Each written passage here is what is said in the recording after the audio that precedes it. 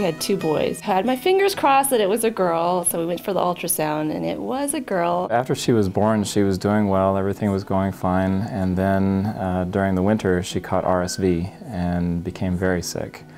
And we had to take her into the hospital, and while she was in the hospital, all of a sudden she had this episode where she stopped breathing. The hardest thing was thinking, what am I going to tell my boys if I can't bring her home? As we kind of followed her development, it became evident that she was going to be developmentally delayed. At first, it really shook me in a way that it surprised me because, you know, I'm a physician and I work with children who have developmental delays and all sorts of difficulties every day, and yet when it happened in my family, it was a shock. It was difficult to take it all in, and it shook my faith. Infant toddler services in some ways opened a light at the end of the tunnel for us where we didn't know what we were going to do or how we would handle it, and it was nice to know that there was somebody who would come into our house and help us out with figuring out how we can best help Lydia. I really didn't know that she was ever going to crawl or ever going to walk, and now she runs. Go, go. One of their goals was more eye contact, especially with Mom. And I have seen Lydia grow into this little toddler who is now making eye contact with her mom, and she loves to play with her musical toys. She has a little vanity. She loved to be tickled, and so I'd tickle her, and then I'd do the sign with her hands for more and get her to clap for more. One day after I was doing that, I stopped, and she did it herself. And I said, more tickle, and tickled her, and she did it again. And working with Mindy, it gave me a way to begin to communicate with Lydia, which made a huge difference. If I could have chosen the path for Lydia, I would have chosen a different one. But the one we're on, it may not be perfect, but it's really good. She has a special aura about her, and yeah, I think there's something special yet for her to do. Caterpillar in the tree, how you wonder who you'll be. My daughter's Liddy, and she's 2 years old. She has a chromosomal abnormality. She's missing her corpus callosum, which is the connective tissue between her 2 halves of her brain. And then she ended up in the hospital with RSV at 2 months old. And spent a month intubated, and after they finally took out the breathing tubes up at Children's Mercy, and we went in one day, and I said, "Morning, Princess," and she just looked at me and smiled. And it was pretty neat. It was her first smile. So, like I said, we came home with a new baby. At that point, infant toddler got involved and other therapies got into place, and she has just soared since then. I spent the first couple months of her life thinking, this is not the baby I was supposed to have. And now I look at her and I think back to what they said, and I was like, this is not the baby I was supposed to have. I mean, she's just a delight. Mm-hmm. And we can't imagine her any other way. And she's just her own unique, beautiful self. She's the happiest little thing I've ever been around. Big smile all the time, loves to play with her brother. She's a fighter. She's already way outdone what they said she would do. Liddy is moving along at Liddy pace. You know, Mom and Dad and I talk about that as being Liddy pace, and how exciting each milestone that she meets. And that's really helped me as a parent to not get dragged down by, oh, we're not doing this and she's not doing this, but to look at, you know, look at what she's done, look where she's come.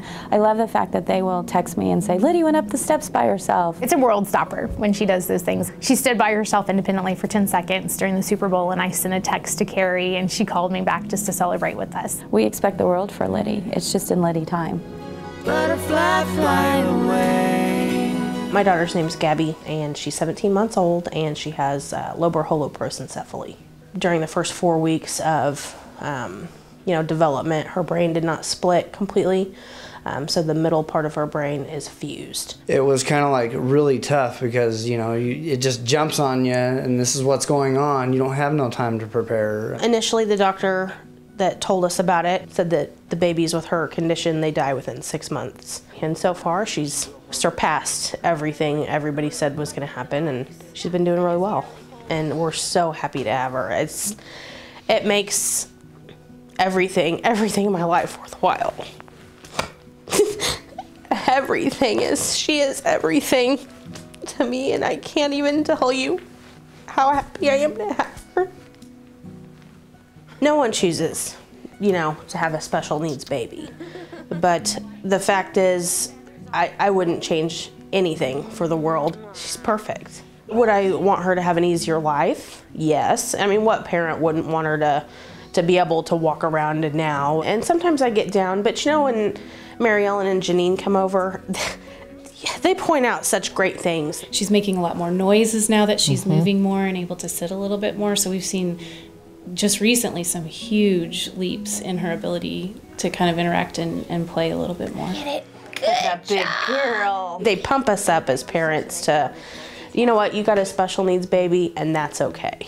And, you know, who could ask for more? I love the fact that as a team of parents and kids and therapists, we can take this little person and move them along to more independence, and I just think that's exciting. I think early intervention is just absolutely vital to get these kids going. You know, there's so much growth in the brain and muscles and bones and all of that, and if we miss some of those opportunities and wait until they're school age or wait till they're 3, we've missed so many opportunities for them to be caught up. We just think Infant Toddlers is a great organization. Insurance would not have provided the services that we need, particularly the in-home services. Any child that needs that help, that early intervention is critical, and not everybody is able to afford it or have an insurance that would support this kind of programming. It's nice to have them as a resource. They work together, you know, speech and physical therapy, and if we need it, they'll bring in occupational therapy or whatever, and we don't have to drive to Kansas City and check in with all the germs and all of that, because she gets sick so easy, and it's so nice that they come over to our sanitary environment, sanitize their hands, and then play with our baby. For me personally, this is more than just a job. You get to know the families, you become very attached to the families and celebrating with them their child successes, as well as seeing them move on to future endeavors. Liddy has no ceiling. And I feel like Infant Toddler's definitely going to be there, you know, for whatever comes next for us. The whole team, you just know that they expect great things from her. For me, it's just extremely rewarding to be able to be a part of that process and to be a part of knowing that you've helped a family grow and that you've helped a family learn how to get through this really, really difficult time in their life and enjoy their child and do what every one of us takes for granted, and that's just being able to enjoy and celebrate the successes of their kids. I love you. Butterfly, butterfly, butterfly, butterfly, fly away. Well, there you go. All right, good job, Lydia. Yes. Yay. Butterfly.